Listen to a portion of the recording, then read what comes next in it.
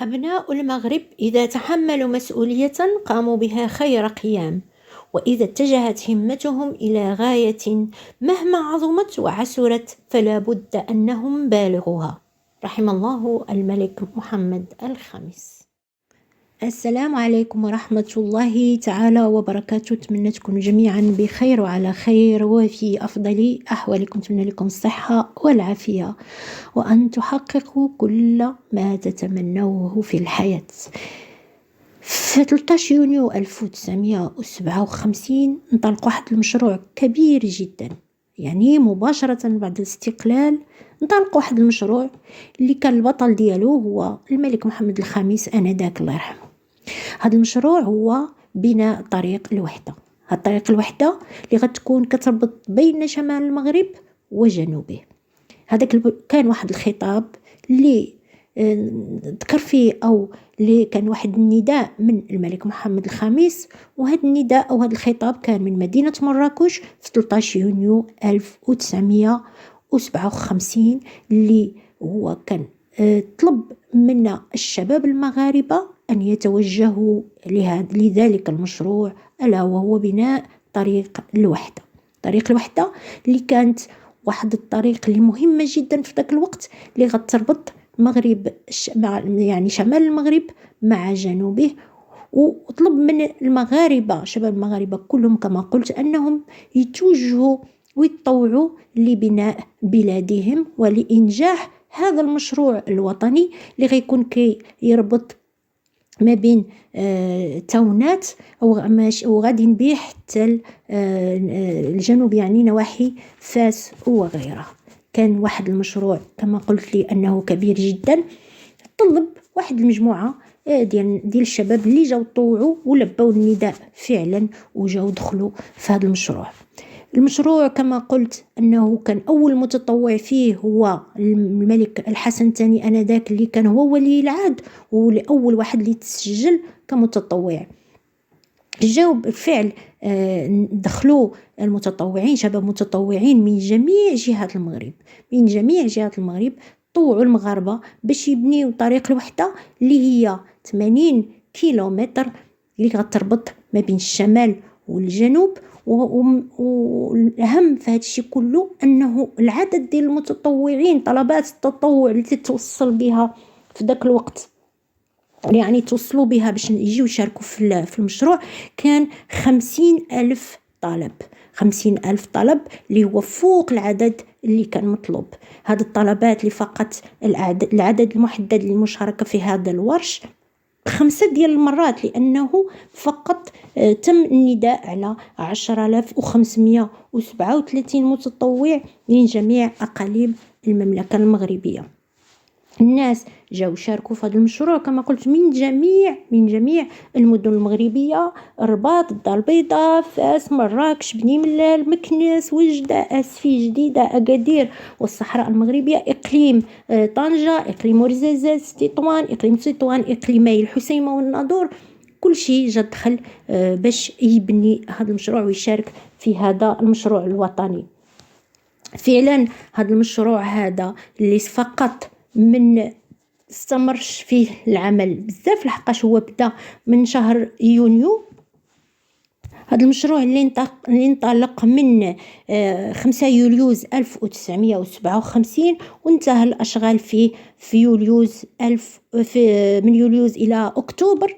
انتهت الأشغال فيه في أكتوبر 1957 بمظاهر من التجند التام والعمل البناء في غمرة الإحساس الوطني العارم وأجواء التعبئة لإنجاح هذا المشروع اللي كان مدرسة حقيقية بالنسبة للمتطوعين اللي تلقوا فيه دروس كبيرة جدا في كل ما هو يعني الروح الوطنية والتأمين والتكوين والتأهيل.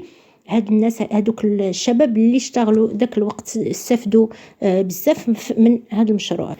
هذا المشروع كما قلت اللي كان هو واحد الورش كبير جدا اللي تميز بالتأطير التربوي في منظومة التسيير والتدبير وأعمال اللجان المختصة اللي اشتغلت منذ النداء ديال الملك محمد الخامس عليه رحمة الله، وهي يعني واحد اللي لتمييز تداريب عسكرية ومدنية اللي كان فيها واحد المواطنين اللي كانوا تيتحضروا المشاريع أخرى اللي استفدوا من هذا التأطير التربوي والتأطير كذلك العملي والمنهجي اللي كان في ذاك الوقت. ومازال ميز هذا المشروع كما قلت ديال طريق الوحدة هو أنه كان فيه المشاركة ديال ولي العهد آنذاك الحسن الثاني الله يرحمه، اللي كان اشتغل معهم في المشروع من اللي بدا حتى كمل. لذلك فاش كمل المشروع، فاش كملوا وسالاه ودشنوا الملك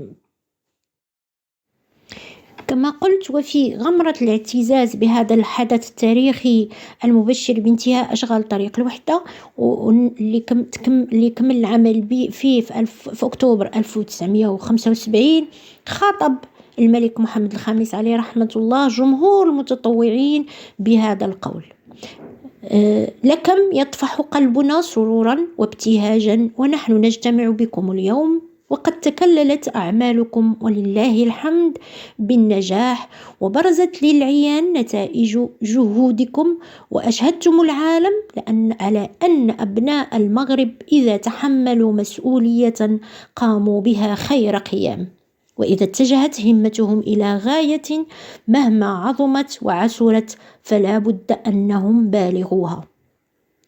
هذا القول ديال الملك محمد الخامس في الخطاب الله يرحمه، اللي الخطاب اللي توجه به في ذاك الوقت، هذا غير واحد المقتطف من الخطاب يعني ماشي كامل.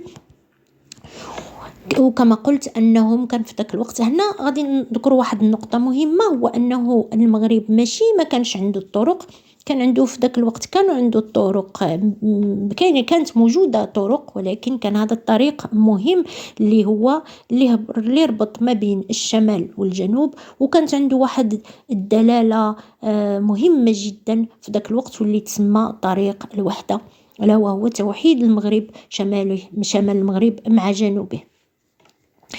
هنايا غادي نذكر واحد النقطة أخرى اللي وقع الآن، واللي كما قال الكلام اللي قال الملك محمد الخامس الله يرحمه مازال يعني كنشوفوه حتى اليوم، أنه المغاربة كيتحدوا وكيتضامنوا، وإذا قاموا إلى عمل قاموا به خير قيام. فتحية لكل من يقوم بأي عمل، يعني كان عنده مسؤولية ديال ذاك العمل أو أنه كلف بأي عمل قام به أحسن قيام.